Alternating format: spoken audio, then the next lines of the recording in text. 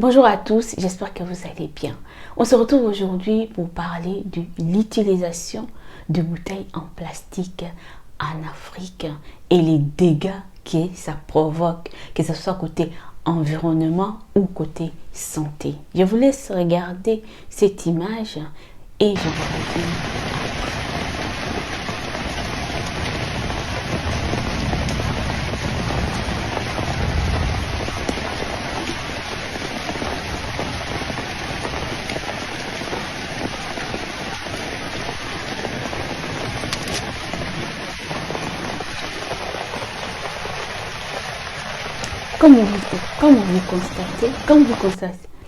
Comme vous voyez, dans tous les pays africains, maintenant c'est comme ça. Quand il pleut, c'est comme ça. Parce qu'il n'y a pas de méthode de recyclable qui ont été mises en place. Donc ces bouteilles-là sont jetées dans la rue, dans les canalisations. Donc il n'y a pas de sensibilisation auprès de la population pour dire qu'il faut trier, pour recycler les bouteilles en plastique, des sacs en plastique et tout. Il n'y en a pas. Donc du coup, et quand il pleut, les bouteilles là, qu'est-ce qu'il fait? Ça monte et ça bouche les canalisations. L'eau ne peut pas passer. Là, on parle que de l'environnement. Mais quand on parle côté santé, alors là encore, il n'y a pas de sensibilisation. Parce que les plastiques, vous savez, le plastique est fabriqué par le pétrole et d'autres matières toxiques. Ce sont des matières où ça crée des problèmes concernant notre santé. Surtout en Afrique, il fait chaud. Donc les gens ne se rendent pas compte. Étant donné que maintenant, dans des pays africains, l'eau ne sort presque plus dans des robinets. Les gens font des provisions d'eau dans ces bidons-là. Et des bidons-là, il y a aussi des vendeurs des huiles de palme ou bien l'huile d'olive qui stockent leurs huiles dans ces bidons-là. Et en Afrique, il fait chaud. Donc, quand il fait chaud, les bidons-là libèrent d'autres matières que vous n'allez pas voir ça à l'œil nu, mais au fur et à mesure, les huiles de palme qui ont resté dehors depuis des heures et des heures, pendant qu'il fait 30 degrés, ces bouteilles-là, des matières, ça fond. Et ça se mélange avec des huiles. Et les gens consomment. En consommant cela, les gens ne se rendent pas compte. Les gens qui vendent de l'eau en bouteille, il y en a qui laissent leur pack d'eau dehors pendant qu'il fait 35 degrés. Et ces bouteilles-là libèrent aussi d'autres substances qui se mélangent avec de l'eau. Et les gens boivent ça. Vous allez me dire, oui, mais en Europe aussi, c'est pareil. Oui, ici, il y a les modes de sensibilisation. Les gens essaient au moins de faire attention. Les bouteilles, là aussi, ce n'est pas non plus ça. Mais les gens, au moins, sont alertés. Contrairement dans nos pays respectifs, que les gens consomment bêtement comme ça. Il y en a qui vont acheter de la nourriture, qui se mettent dans des sachets. Tout ça, la personne vous dit les dangers. Personne ne vous alerte. Je pense que nous, le peuple africain, surtout nous, les Noirs, nous ne sommes pas assez regardants dans ces petits détails. Nous consommons seulement. Nous ne questionnons pas. On peut lire l'article, je vous mets l'article en bas et comme ça vous allez les lire, c'est long mais prenez le temps à les lire parce que ça détaille tous les petits trucs qu'on consomme avec tout ce qui est plastique.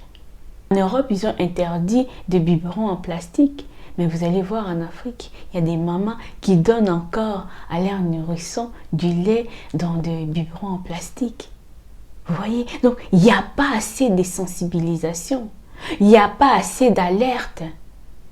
Et nous, peuple africain, nous ne sommes pas assez exigeants.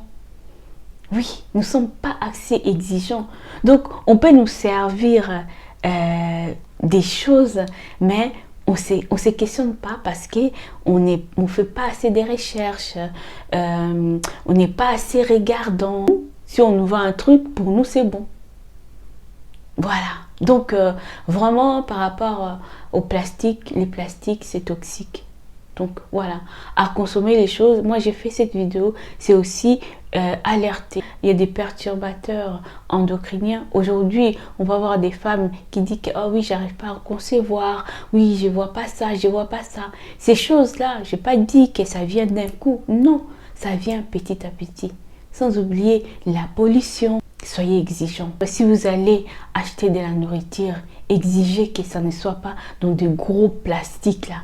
Pendant que la nourriture est chaude, tout est versé dedans là. Ça libère des particules. Vous allez dire oui, mais c'est pas grave et tout. Mais oui, c'est pas grave. Mais c'est petit à petit. Ce sont des petites choses comme ça là, qui va faire que plus tard, vous allez avoir des problèmes de santé.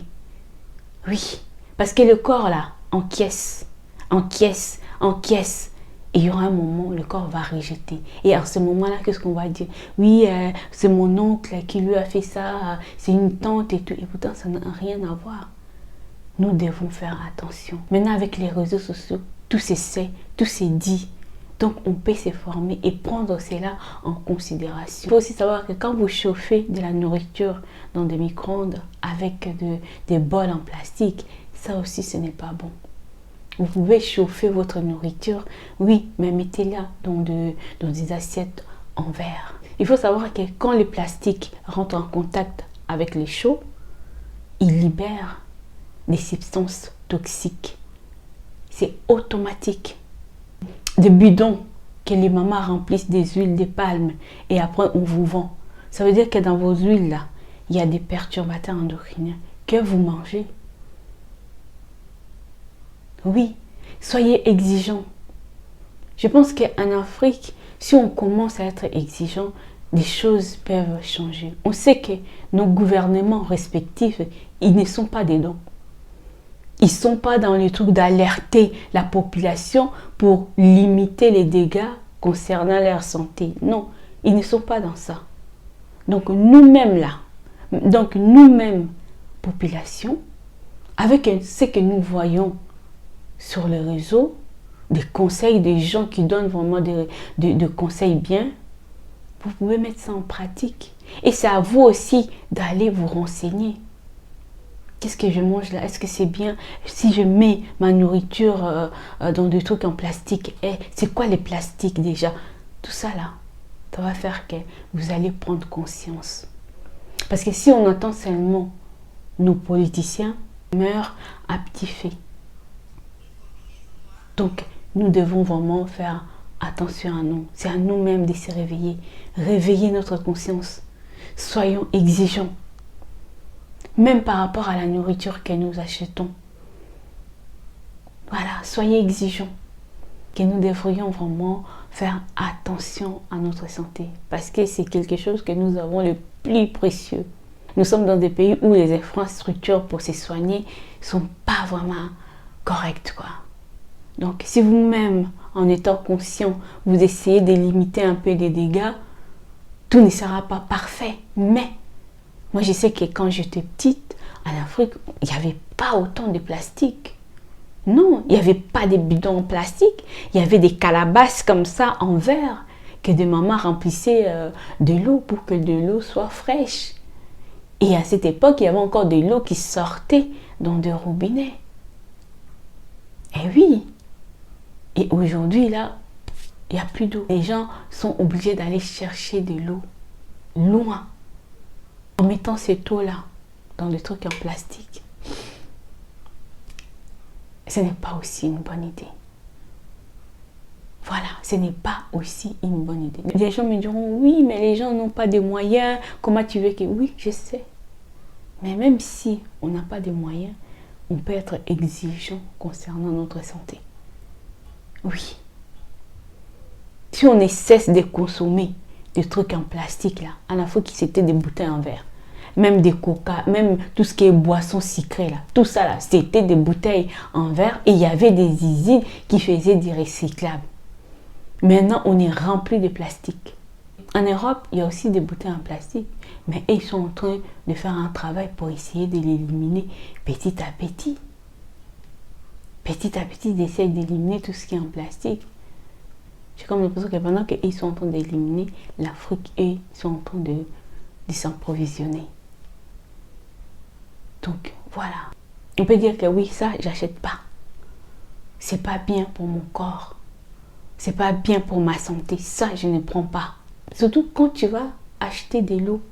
Et que tu vois les packs d'eau qui ont resté dehors, en plein soleil, de 30 degrés, 35 degrés. Et toi, tu achètes. tu bois des choses toxiques qui est rempli de perturbateurs endocriniens.